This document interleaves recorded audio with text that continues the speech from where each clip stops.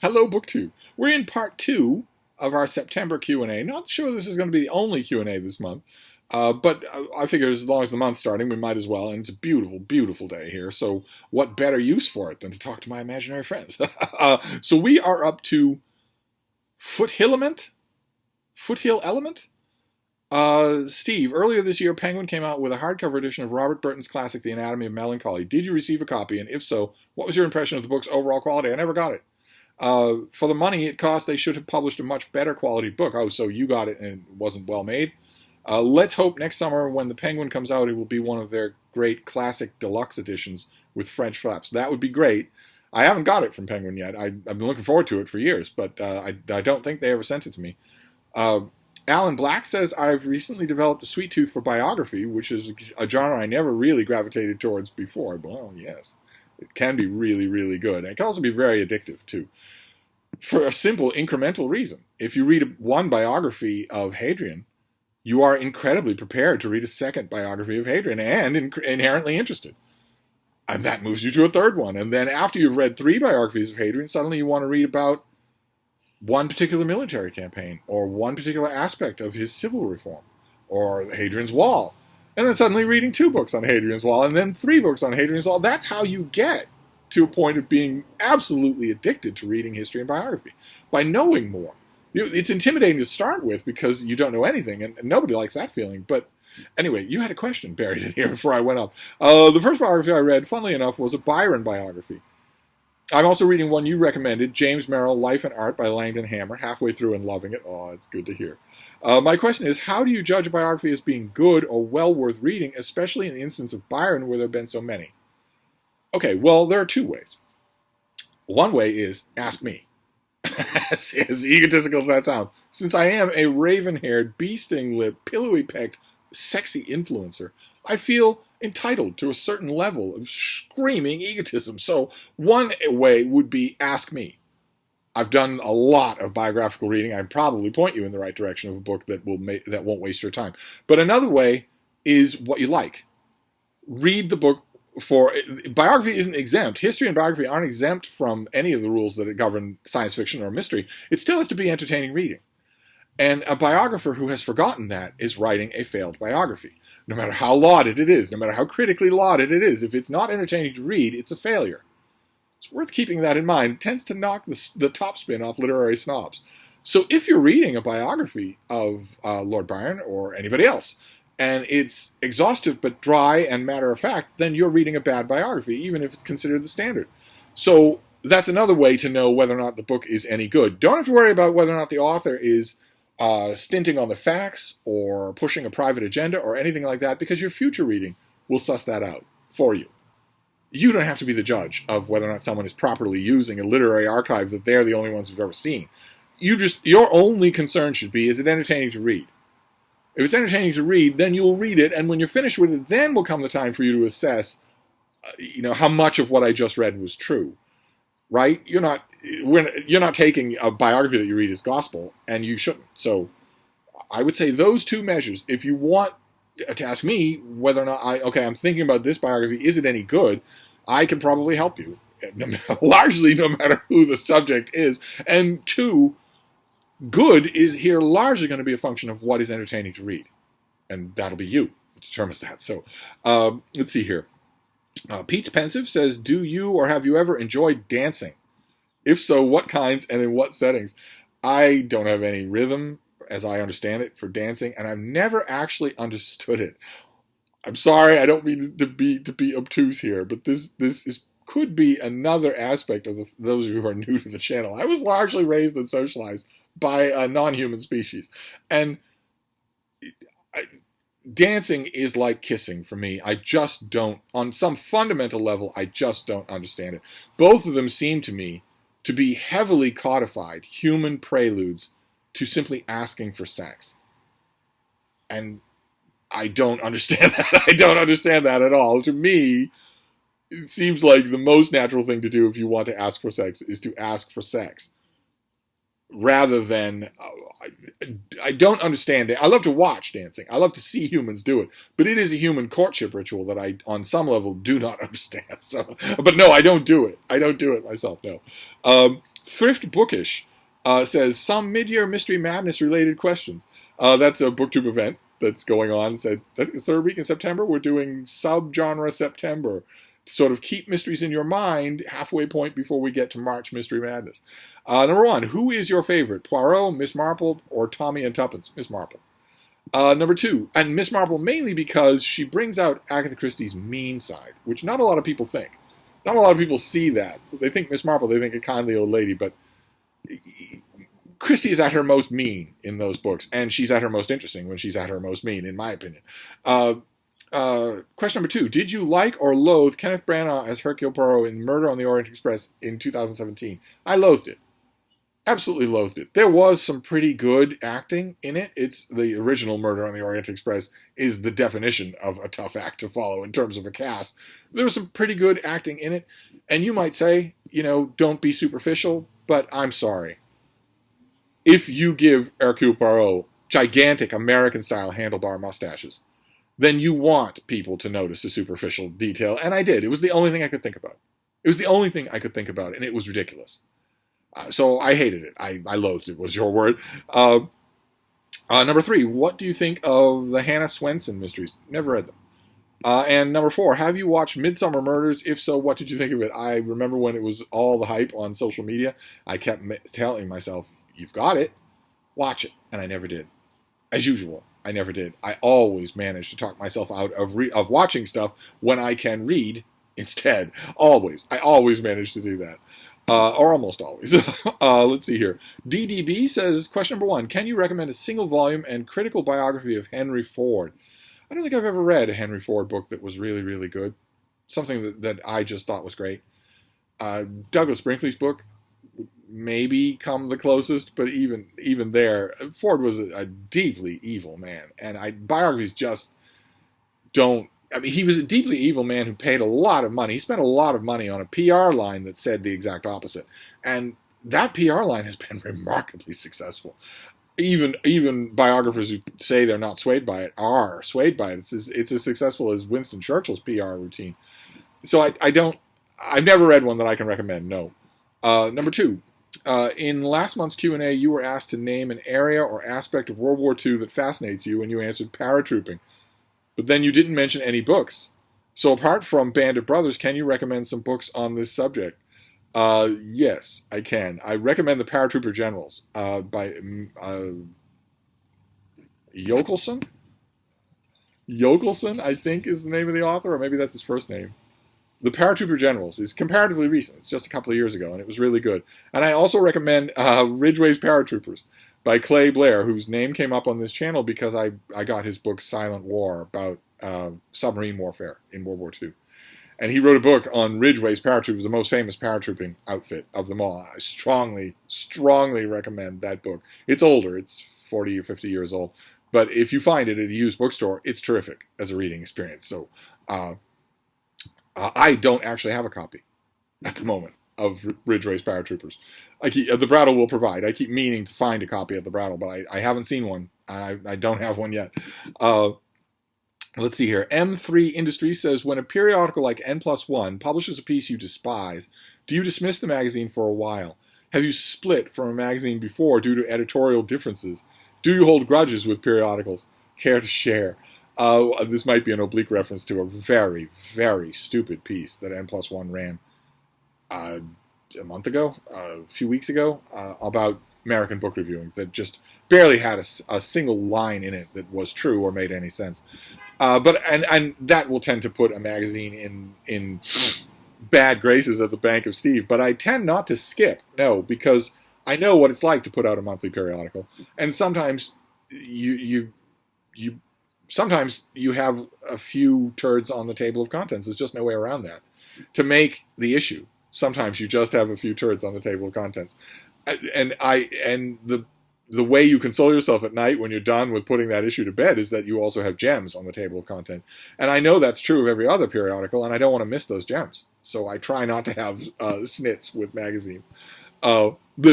When I swore off a lot of high-profile American magazines in 2016, I didn't do it because I was angry with the writing. I did it because I knew what they were going to do for the next 4 years. I knew it was going to be endless Trump pieces, and I didn't want to read them. But that wasn't because I was suspecting the quality of the writing. Let's see here. Tim Millen says, "Hey Steve, I've searched but couldn't find a video, so forgive me if you've already answered this." Yes, this is going to come up often. I want to issue a blanket indulgence here for this because I realize we're talking about 4,000 videos, steadily closing in on 5,000 videos by one person on one channel. So if you're coming to this channel, if you just found this channel in the last, let's say this summer, you found this channel, and let's say for some god unknown reason you like it, maybe because of Frida, although she's not in this video, you might think, oh, well, this is great. I'm going to binge this guy. And you're thinking in your head, well, it's like any other BookTube channel I find. There'll be a couple of dozen, maybe 100 videos that you look at the backlog and see that it's 4,000 videos. There's no way that anyone's going to do that. No one's expecting you to do that. So, yeah, I don't worry if you're asking something that someone else has asked. I will never penalize you for that. So what is your question? I love your opinion on Anthony Pohl's Dance to the Music of Time. I really like it. It requires a 19th century attention span. It was intentionally written that way. You cannot be jolting and jumping. You can't expect that, or you won't get any of the riches that it has to offer you, and it has distinct riches to offer you. But it is a very, very slow work. It is very intentionally Edwardian in that sense. So you just have to go with the slowness of that. I really wish that I could point you to a 3 or 4 volume Penguin Classic of trade paperbacks, but I can't. I don't know that Dance to the Music of Time is even in print at all. I wish I could point you, to a series of Penguin trade paperbacks, and also maybe one big, pretty leather-bound volume. With double column pages on onion skin paper, you could get the whole thing in one volume, I bet. And I can't show you either of those things. I don't even know if the whole thing is in print, but it's a masterwork. It's just, it requires a very non-21st century dedication of prolonged attention giving. Let's see here. Taking Tea with Katherine says, "I know you've mentioned a restaurant you used to visit frequently where you would sit and read periodicals." Yes. It wasn't really a restaurant. I don't think, I mean, it was a tiny little room with a couple of tables. But anyway, they had a menu, so maybe they were a restaurant. At least I think that's what you said. That is what I said, indeed, yes. My memory is a bit off lately. Will you be able to return to that practice at any point? I could. Maybe not comfortably now. I think Massachusetts has reinstated a mask mandate for all indoor stuff, so I don't know if restaurants are hurting again. And I think that's just going to get worse. The public health experts who say all this talk about, you might be sick of hearing about the Delta variant, you should get ready because the Delta variant is going to be the only thing in the news once cold and flu season hits. I think they're right about that. And that's not talking about other variants to this virus. This virus is constantly mutating because half the United States is crazy and won't get vaccinated, which gives the vaccine the perfect breeding ground in which to mutate. And it is mutating. There's a new mutation that isn't really much on the radar in America called the Mu mutation, MU, that looks to be the Delta variation on steroids. It looks like it affects everybody, not just the elderly or children, that it looks like it is totally immune to previous vaccinations, so a whole new vaccine is going to be needed. And it looks like it's much more communicable and much more deadly. And if Mu doesn't do the trick, then Sigma will do the trick. So maybe it's not possible for me to do that routine anymore. But I wouldn't anyway. I wouldn't anyway. This is going to sound pathetic, especially to those of you who are young and don't want to be elderly shut-ins talking to their camera all day long, but I stopped going to that little hole-in-the-wall Chinese food restaurant, not because of anything that they did. I loved it, and they loved it. I was about as much a part of the family as you could get. What are you doing? Frida, come here. Come here. Come up here. What have you got in your mouth? Here, go up there so your fans can see you. There you go. I stopped because my previous 2 dogs, the dogs I had before Frida, that's how long I've been on BookTube. I had 2 wonderful old white-faced dogs, a pointer and a basset hound, when I first started this channel. And they were very old. Sleep all day long, can't run up and down the stairs anymore. And then they got sick. Those of you who've had older dogs, they transition from a point where they're old to a point where they're sick. And it's maybe not anything pinpointable. It's certainly not anything that can be fixed. And it worries them. They can feel it, and they don't like it. And my girls started to get that way, and they did it together as they did everything else together. And all of a sudden it became sort of unwarrantable for me to be leaving just to go and read at a restaurant. So I didn't do it. I stopped doing it. And then my girls went from being sick to dying, to being dying, which is also a change that some of you dog owners will know, where they go from not feeling good every day to failing more and more every day, where it was unthinkable for me to leave on any errands of any kind. And then I had the bean. I had a little puppy who would like to crawl into things and wanted attention, wanted company. And by then, the habit was well and truly broken. I read periodicals here. I read just as many periodicals. I just don't go all the way across town in order to do it. So I don't know that that habit will ever return. I don't, for two reasons. One, because I wouldn't want to just freebootingly leave Frida when I don't need to. I leave her for errands, but I don't leave her just because I feel like it usually, and I feel terrible when I do. But also because I have a strong suspicion that the days of restaurant dining are more or less permanently over in America. It would be different if all Americans said, well, there's this virus and it looks really bad and it's crimping our public life. But fortunately, there's a free vaccine that's really effective, so that even if you get a breakthrough infection, you're not going to go to the hospital. So we'll all just take that vaccine. If 350 million Americans had done that, then we wouldn't be looking at that. But they haven't done it, and they're not going to do it. The important thing is it's gone from being political to being identitarian. 150 million Americans in this country view it as an essential pillar of their personality that they will not take this vaccine. They'll take horse medication that is almost certainly going to kill them rather than take this thing, just because it's a part of their identity now. And if that's true, then there's no chance that this country will ever be more than half vaccinated, which means variants will keep cropping up, which means that restaurant going for sane people, it might just never happen again. It might just never come back. But one way or another, I don't foresee ever doing it again. That was a long answer. All right, we're still fine in time. Harrison Recht has some questions. Number one, what are your thoughts on Miklos Bamfy's Transylvanian trilogy? Never read it. Number two, what do you think of William Marvell's 4 Lincoln volumes covering the Civil War? Never read them. Number three, what is your opinion of the fiction of Joseph Roth? Well, finally, I like the fiction of Joseph Roth. Oscar Mendoza says, have you always read as fast as you currently read? Or was it something that developed over time? Most fast readers seem to have been voracious readers since they were small children.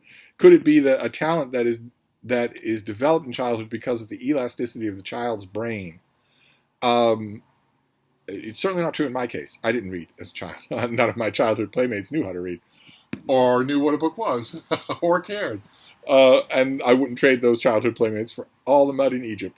But I have increased my reading speed over the years. I was a latecomer to reading, and I have been trying very hard to make up for lost time.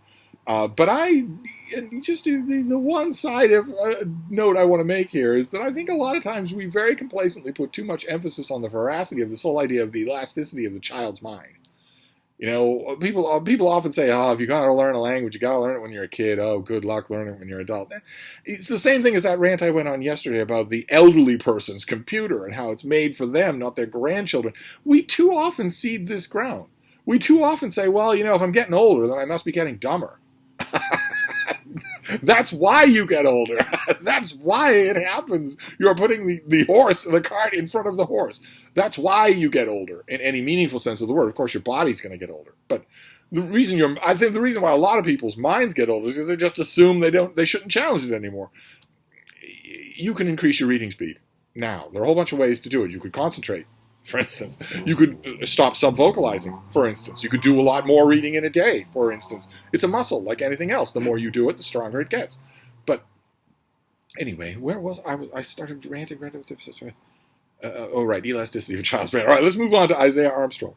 Hello, Steve and Bean. Since you are a fan of Thomas Pynchon, I was wondering what your advice would be for someone like me who's never read anything of his before, but would really like to.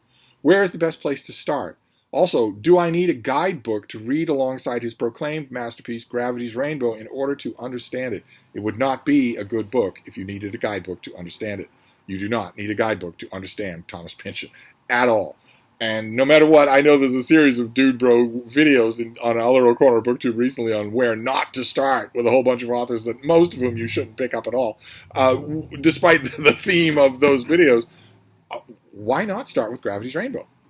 Why not? I happen to think that Mason and Dixon is a better book of his, wiser, smarter, more textured, a more adult work in a lot of really tangible ways, I think. But Mason and Dixon is also more sophisticated and much more predicated in history in a way that puts a lot of the weight on you. Gravity's Rainbow is, you're right, his proclaimed masterpiece. It's the thing he will certainly be immortal for. Why not read that? It is very readable. It's weird, but it's very readable. You certainly do not need a guide at all. That would mean it was a failure as a book.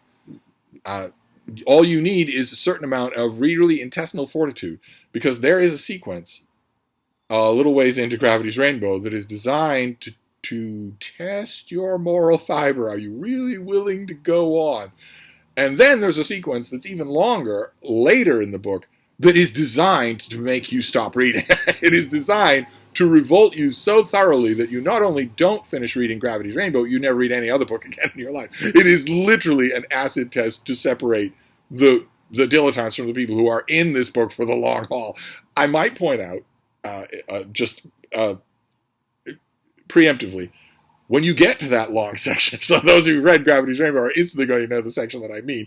When you get to that section, I want to point out, it's not just Pynchon being a brat. He is testing you at that point, and I ordinarily don't like writers who test their readers. But with Gravity's Rainbow, the rewards far outweigh the snottiness on the part of the author for doing that. But I might point out that even the test is beautifully written. It's not the first thing you're going to notice when you read it, but nevertheless, it is beautifully written. So start Gravity's Rainbow right away. If you're interested in doing it, if you want to take the plunge on Thomas Pynchon, go right in. And if dude bros tell you that you need a guidebook, or you need this trivia site, or this is not House of Leaves by a fraud like Dan Delusky. This is a great book. So if some sort of dude bro savant tells you need a guide, or you need a trivia site, or whatever, ignore them. They're full of sheep dip, and Steve said so. Let's see here. Thomas says, what are some of your favorite Robert Silverberg novels and short stories? Currently reading Lord Valentine's Castle per your recommendation and loving every page. Well, I'm loving hearing that these recommendations are landing. That's great. For Silverberg, of course, the short story that everybody thinks about is Night Flyers. And it's tremendously good. But I want to point out, my favorite novel of his is Dying Inside. Story of a man at a college. There's hardly any science fiction in it. He is a telepath, and his gift is waning. He's losing it. That's what the title means, and he's using his gift for purely grubby reasons, just to sort of get by financially. It's not one of these epic telepaths at all. And it really is a good book. It really does pull you inside. But I want to point out something about Robert Silverberg. He's a short story author. He's a total creature of the Silver Age of science fiction, which was all short stories. And it was all you did. And all of his novels started out as short stories. Dying Inside started out as a short story. And I might point out, I know this is going to be awful for people who are reading, like the Madripoor Chronicles or whatever. I might point out that the novels even read like short stories. They are in short story increments. Their dramatic beats and breaths happen in short story increments.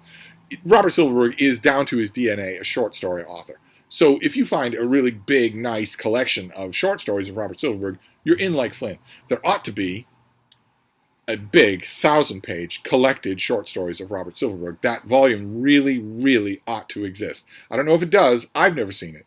But when you think about that big black-spined collected Lovecraft, is it Arcade Publishing? And they do a Conan volume as one. There really ought to be one of those for Robert Silverberg. Now, I'm perfectly willing, I'm not blaming publishers here, I'm perfectly willing to accede that maybe the reason for that is that Robert Silverberg can be incredibly difficult to deal with. He's 119 years old. He is the last great titan living of science fiction, him and Samuel Delany. And he's unbelievably contrary and prickly and litigious. It could be that publishers don't want to touch it with a 10-foot pole, but that volume ought to exist. In my imagination, I think of it. But if you're talking about what other Silverberg to read, I would stick with his short stories. Unless you're one of the few people that I've met who actually does like the novels. I mean, more than the short stories. Anyway, Ansh, A-N-S-H, says, good 21st century writers on feminism according to you. I remember you praising Katherine McKinnon. Any others? P.S. I discovered Philip Ball through you and love everything he writes. God, I'm loving that these recommendations are hitting home. That's fantastic. That is mother's milk to me. That's all that I'm really doing here. As people have pointed out for decades, I write reviews. I worked in a bookstore information desk telling people where the bathroom was, but the main thing I do is recommend books. The main thing I want to... I love bashing a book, of course, as does any self-respecting critic. But the main thing I want to do is give you great stuff. I know that readers live for that. The readers live for finding a great thing and then going on to another great thing. And I am out there ahead. I'm a scout ahead in the territory. I read more than you do, and I read a lot longer than you do, so I can feed back reports. But they are not designed to make your taste my own. They're designed to hook you up with reading experiences that will do that thing we all want. That will raise the short hairs, raise the goosebumps on the neck, make you forget time, make you miss subway stops. That's what we're all in this for. And I love to do that. Absolutely love to do that. But in terms of recommending feminist tracks, I've already been hashtagged once on this platform. Okay? so if a feminist book comes up on this channel in the normal course of things, I will recommend it if I like it. But there's no way in the world I'm crawling out on that branch, not even for you. So let's just move on. Naote18 says, one of the things that most intrigues me about non-human animals is how there is this whole realm of smell that they live in and to which human beings hardly have any access. That's true. That's absolutely true. And the dimension of it would boggle the normal human's imagination. I think normal humans thinking 2 times as strong, 3 times as strong. A normal human brain can't even conceive 100,000 times as strong. Since you were raised by canines, a viewer of the channel here, I wonder if it affected your senses somehow. I know this may sound snarky, but I am genuinely interested. Do you think your sense of smell and hearing might be better than most other people's? My sense of smell and hearing, well, not only do I think that, there are several trained professionals at Mass General that also think that and have for years. How did your long and close exposure to the world of dogs affect you? I'd be the last person to know. It could just be that thanks to that association with dogs, I pay more attention to those senses. One way or another, they are my primary senses. I read all day long, but when I'm out and about in the world, I'm navigating by hearing and by scent, especially by hearing. People often ask me over the years, why don't you wear headphones? Why don't you have the little Apple earbuds or whatever? And I'd be creamed by a car in about a minute if I did that. If you were to watch me with a drone when I'm out walking around, the few times when I'm out without Frida, if you were to watch me with a drone, you would see me going to an intersection and either stopping or walking forward without looking both ways. All humans are told look both ways. I'm listening both ways. And I'm also rated for 5 points of distinction in terms of hearing discrimination, which means I can pay attention to 5 different sources of sound at the same time without them becoming a muddle in my mind. Whereas most humans can manage maybe 2 for short periods of time. So I can actually, and often do, have the audio playing, something playing on the laptop, something playing on the iPad, and something playing on the iPhone here on this couch in this little corner where I work, all at the same time. It helps to get a lot of content consumed if you can do that. It really makes me so happy to see how you interact with Frida. Many thanks for being so generous to share this along with so much else with us. Oh, baby, you hear that? Well, Frida's my best friend. We spend almost all day, every day together. She is tremendous, tremendous company. You might think I could say that about all dogs, but some of them aren't. Some of them are handfuls. Some of them are a little standoffish. Frida is wonderfully engaged company. Anybody who's been here to Hyde Cottage can attest to that. She is intensely focused and interested, and then she backs off and it goes into quiet mode for a while and then comes back to being interested.